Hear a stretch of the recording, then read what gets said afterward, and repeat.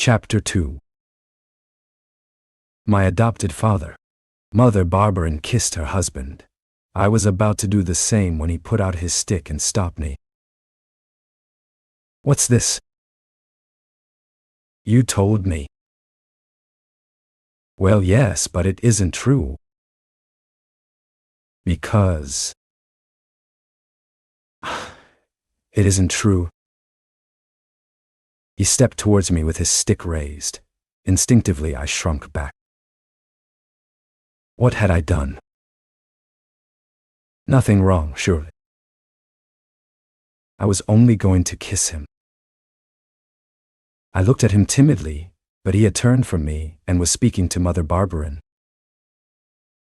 "So you're keeping Shrove Tuesday," he said. "I'm glad, for I'm famished."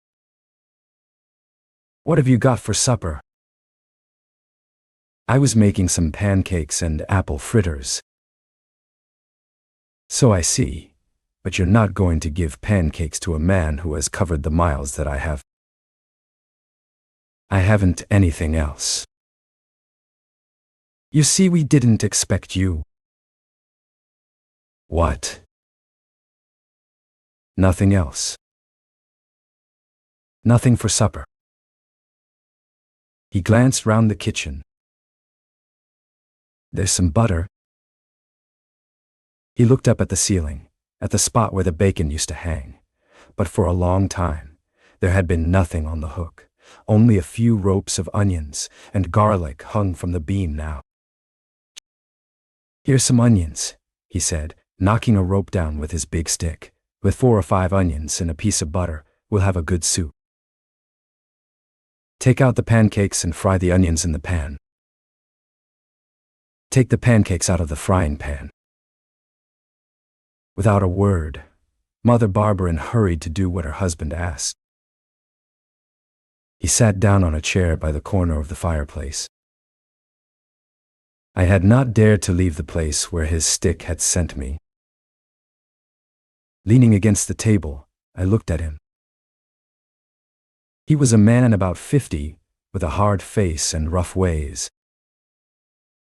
His head leaned a little bit towards his right shoulder, on account of the wound he had received, and this deformity gave him a still more forbidding aspect. Mother Barberin had put the frying pan again on the fire. "Is it with a little bit of butter like that you're going to try and make a soup?" he asked. Thereupon he seized the plate with the butter and threw it all into the pan. No more butter. No more pancakes. At any other moment, I should have been greatly upset at this catastrophe, but I was not thinking of the pancakes and fritters now. The thought that was uppermost in my mind was that this man who seemed so cruel was my father. My father. Absently, I said the word over and over again to myself. I had never thought much what a father would be. Vaguely, I had imagined him to be a sort of mother with a big voice, but in looking at this one who had fallen from heaven, I felt greatly worried and frightened. I had wanted to kiss him, and he had pushed me away with his stick. My mother had never pushed me away when I went to kiss her. On the contrary, she always took me in her arms and held me tight. "Instead of standing there as though you're made of wood," he said, "put the plates on the table." I nearly fell down in my haste to obey. The soup was made. Mother Barberin served it on the plates. Then, leaving the big chimney corner, he came and sat down and commenced to eat, stopping only from time to time to glance at me. I felt so uncomfortable that I could not eat.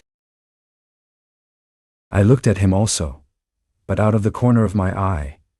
Then I turned my head quickly when I caught his eye. "Doesn't he eat more than that usually?" he asked suddenly. "Oh yes, he's got a good appetite." "That's a pity." He doesn't seem to want his supper now, though. Mother Barberin did not seem to want to talk. She went to and fro, waiting on her husband. Ain't you hungry? Well then, go to bed and go to sleep at once. If you don't, I'll be angry. My mother gave me a look which told me to obey without answering. But there was no occasion for this warning. I had not thought of saying a word. As in a great many poor homes, our kitchen was also the bedroom. Near the fireplace were all the things for the meals, the table, the pots and pans, and the sideboard. At the other end was the bedroom. In a corner stood Mother Barberin's big bed. In the opposite corner, in a little alcove, was my bed under a red-figured curtain. I hurriedly undressed and got into bed. But to go to sleep was another thing. I was terribly worried and very unhappy. How could this man be my father? And if he was, why did he treat me so badly? With my nose flattened against the wall, I tried to drive these thoughts away and go to sleep, as he had ordered me, but it was impossible. Sleep would not come. I had never felt so wide awake. After a time, I could not say how long, I heard someone coming over to my bed. The slow step was heavy and dragged, so I knew at once that it was not Mother Barberin. I felt a warm breath on my cheek. Are you asleep? This was said in a harsh whisper. I took care not to answer, for the terrible words, "I'll be angry," still rang in my ears. He's asleep, said Mother Barberin. The moment he gets into bed, he drops off. You can talk without being afraid that he'll hear.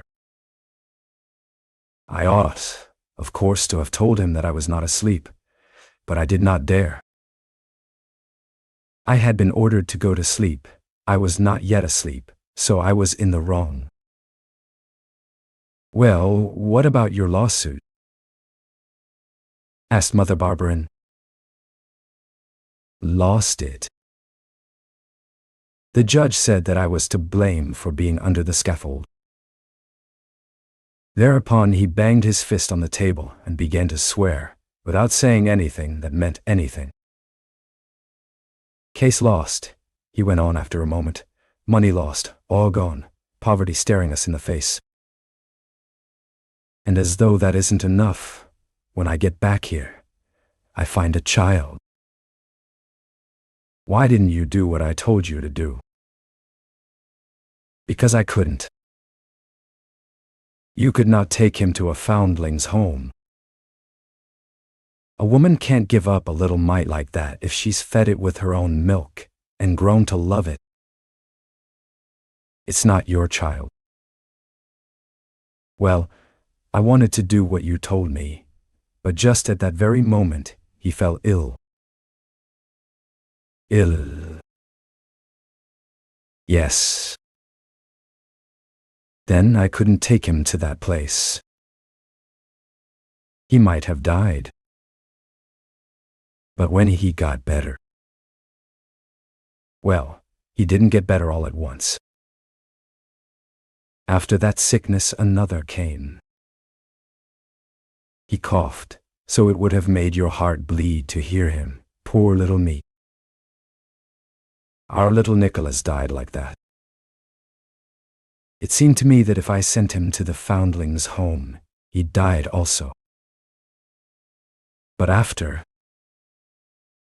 well, time went on, and I thought that as I'd put off going, I'd put it off a bit longer. How old is he now? 18.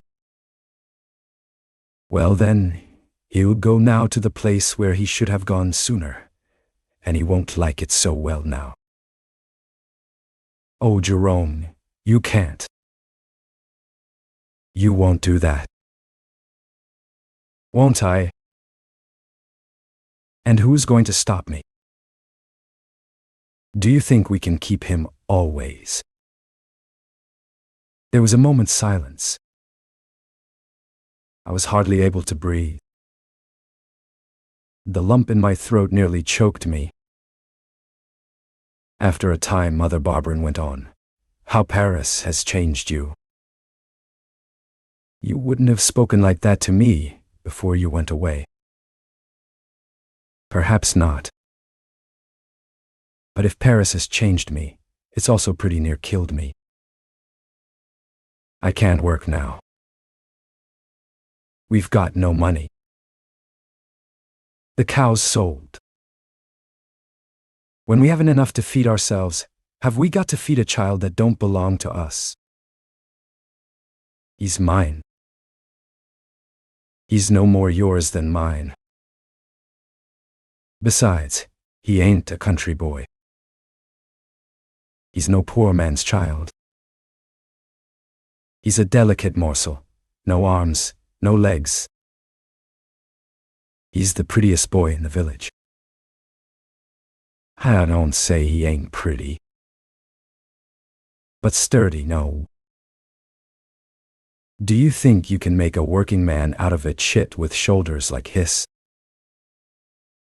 He's a city child, and there's no place for city children here. I tell you, he's a fine boy, and as intelligent and cute as a little cat, and he's got a good heart, and he'll work for us. In the meantime, we've got to work for him, and I'm no good for much now. If his parents claim him, what will you say? His parents. Has he got any parents? They would have found him by now, if he had. It was a crazy thing for me to think that his parents would come and claim him someday, and pay us for his keep. I was a fool. 'Cause he was wrapped up in fine clothes trimmed with lace. That wasn't to say that his parents were going to hunt for him. Besides, they're dead. Perhaps they're not. And one day, they may come. If you women ain't obstinate. But if they do come, well, we've sent him to the home. But we've said enough. I'll take him tomorrow. I'm going round to see Francois now. I'll be back in an hour. The door was opened and closed again. He had gone. Then I quickly sat up in bed and began to call to Mother Barberin. She ran over to my bed.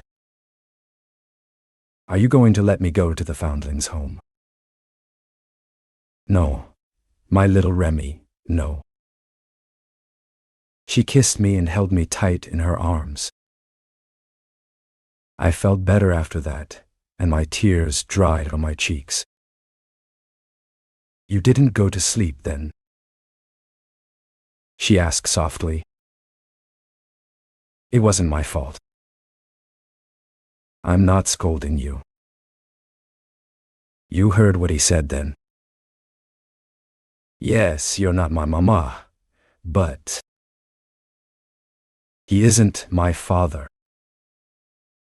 The last words I had said in a different tone, because although I was unhappy at learning that she was not my mother, I was glad, I was almost proud, to know that he was not my father. This contradiction of my feelings betrayed itself in my voice. Mother Barberin did not appear to notice. Perhaps I ought to have told you the truth, but you seemed so much my own boy that I couldn't tell you I was not your real mother. You heard what Jerome said, my boy. He found you one day in a street, in Paris, the Avenue de Breteuil. It was in February early in the morning. He was going to work when he heard a baby cry, and he found you on a step. He looked about to call someone, and as he did so, a man came out from behind a tree and ran away. You cried so loud that Jerome didn't like to put you back on the step again. While he was wondering what to do, some more men came along, and they all decided that they'd take you to the police station. You wouldn't stop crying. Poor mite, you must have been cold. But then, when they got you warm at the station house, you still cried, so they thought you were hungry, and they got you some milk. You were hungry. When you'd had enough, they undressed you and held you before the fire. You were a beautiful pink boy, and all dressed in lovely clothes. The lieutenant wrote down a description of the clothes and where you were found, and said that he should have to send you to the home unless one of the men liked to take charge of you. Such a beautiful, fine child, it wouldn't be difficult to bring up, he said, and the parents would surely make a search for it and pay anyone well for looking after it, so Jerome said he'd take it. Just at that time, I had a baby the same age. So I was well able to feed both you two mites. There, dearie, that was how I came to be your mother. Oh, Mama, Mama. Yes, dearie, there.